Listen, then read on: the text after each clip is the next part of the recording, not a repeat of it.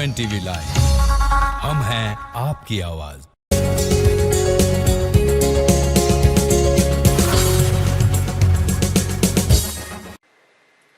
नमस्कार, UNTV live में आप सभी का स्वागत है। मैं हूं प्रगति पचोली। चलिए जल्दी से एक नजर डाल लेते हैं उत्तराखंड की आज की कुछ अहम खबरों पर। खबरों में सबसे पहले बात कर लेते हैं सीएम धामी की प्रेस वार्ता की। बता दें कि मुख्यमंत्री पुष्कर सिंह धामी ने आज एक प्रेस वार्ता की है, जिसमें उन्होंने वित्तीय वर्ष 2023-24 के आम बजट को लेकर अपनी प्रतिक्रिया दी। सीएम धामी ने कहा कि केंद्रीय बजट से उत्तराखंड को कई फायदे होने वाले हैं। केंद्रीय बजट में 157 मेडिकल कॉलेजों में नर्सिंग कॉलेजेस खुलवाने की भी घोषणा की गई है। इस लिहाज से उत्तराखंड को 4 नर्सिंग कॉलेज मिलने वाले हैं। इस बजट में केंद्रीय करों में राज्यों के अंश में भी वृद्धि की गई है। इससे कम उत्तराखंड को लगभग 2500 करोड़ का लाभ होगा। इसी प्रकार जो 50 नए पर्यटन डेस्टिनेशन खोले जाने की घोषणा की गई है, इस मद में भी उत्तराखंड में नए पर्यटन डेस्टिनेशन खुल सकेंगे। केंद्रीय बजट में नए नगरों का विकास का भी प्रावधान किया गया है। इस मद में उत्तराखंड को नए नगर विकसित करने में मदद मिलेगी, जिससे कि जोशीमठ जैसी समस्या का समाधान हो सकेगा। इसके साथ ही मुख्यमंत्री ने बजट में ग्रीन एनर्जी की घोषणा को लेकर भी कहा कि इसका भी फायदा उत्तराखंड राज्य को मिलने वाला है। तो 50 नए डेस्टिनेशन यानी कि 50 जो नए पर्यटन स्थल विकसित करने के अभी इस बजट में प्रावधान किया गया है। और इस डेस्टिनेशन में सभी प्रकार की मूलभूत सुविधाएं प्रदेश में हमारे प्रदेश में भी नए पर्यटन स्थल विकसित इससे होंगे, जहां स्वदेश दर्शन योजना से देश के प्रथम गांव को, यानी कि जो देश के जिनको हम अभी तक अंतिम गांव कहते थे, माणा की अपनी जो प्रधानमंत्री जी की यात्रा थी, उस यात्रा में उन्होंने ऐसे जितने भी हमारे सीमांत के गांव हैं, उन सभी गांवों को प्रथम गांव की संज्ञा दी थी। तो उन सभी को इस योजना से पर्यटन से जोड़ने में विशेष हमको सहायता मिलेगी। बुधवार को संसद में पेश हुए वित्तीय वर्ष 2023-24 के आम बजट में प्रधानमंत्री कौशल विकास योजना 4.0 शुरू करने की घोषणा की गई, जिसमें विभिन्न राज्यों के युवाओं को अंतर्राष्ट्रीय अवसर उपलब्ध कराने के लिए 30 स्किल इंडिया इंटरनेशनल सेंटर स्थापित किए जाने की बात कही गई है। ऐसे में उत्तराखंड राज्य भी एक इंटरनेशनल स्किल इंडिया सेंटर स्थापित करने का विचार कर रहा है। कौशल विकास मंत्री सौरभ बहुगुणा ने बताया कि देहरादून के विकास नगर में स्किल इंडिया इंटरनेशनल सेंटर स्थापित किए जाने का प्रस्ताव पहले ही भेजा जा चुका था।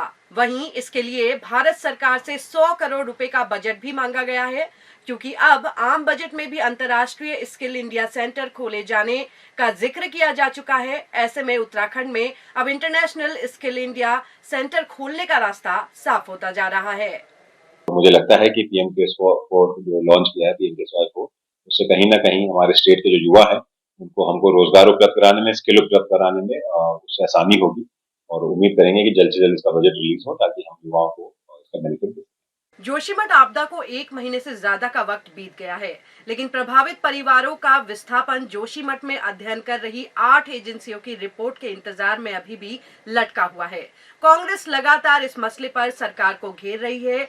अब पूर्व नेता प्रतिपक्ष और चक्राता से विधायक प्रीतम सिंह ने सरकार पर कटाक्ष करते हुए कहा कि पहले तो सरकार जोशीमठ मामले में देरी से जागी, और अब जो लोग अपने पुनर्वास की बात कर रहे हैं उनको भाजपा माओवादी कह रही है। सरकार को जोशीमठ का अध्ययन कर रही एजेंसियों से तत्काल रिपोर्ट मांगनी चाहिए, जिससे कि आपदा प्रभावित लोगों का पुनर्वास जल्द से जल्द किया जा सके। पहले तो सरकार बड़ी विलंब से जागी, और जागने के बाद आतिथि तक जोशीमठ के रिहेबिलिटेशन के बारे में कोई कार्रवाई नहीं की गई, बल्कि उल्टे भाजपा के लोग, जो वहाँ पर लोग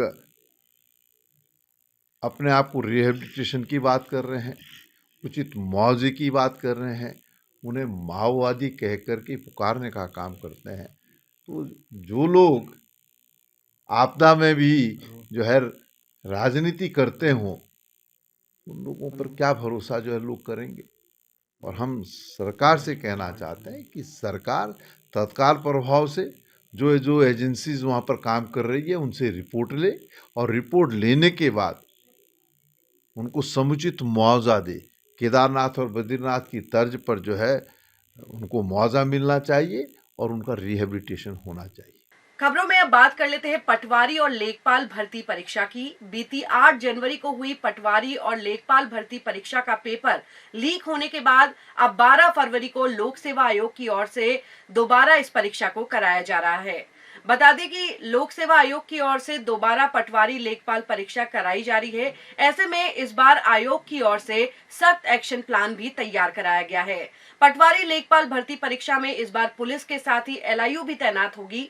वहीं राज्य सरकार ने भी सभी जिलों के जिला अधिकारियों व एसएसपी को परीक्षा के सफल आयोजन के निर्देश दिए हैं। खबरों में अब रुक कर लेते हैं पहाड़ों की रानी मसूरी का। मसूरी रोड स्थित मैगी पॉइंट पर बुधवार देर रात 9:30 बजे करीब हड़कंप का माहौल देखने को मिला।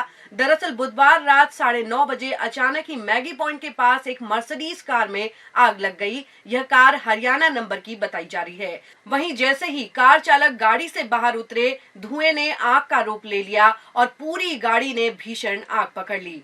हालांकि गनीमत रही कि कोई आग की चपेट में नहीं आया। वहीं मौके पर आनन फानन में फायर ब्रिगेड की टीम ने पहुंचकर बमुश्किल आग पर काबू पाया। तो ये थी आज की उत्तराखंड की कुछ अहम खबरें जिनसे हमने आपको रूबरू कराया है। उत्तराखंड की अन्य खबरों को जानने के लिए आप हमें लाइक, सब्सक्राइब और फॉलो करना ना भूलें। नमस्कार।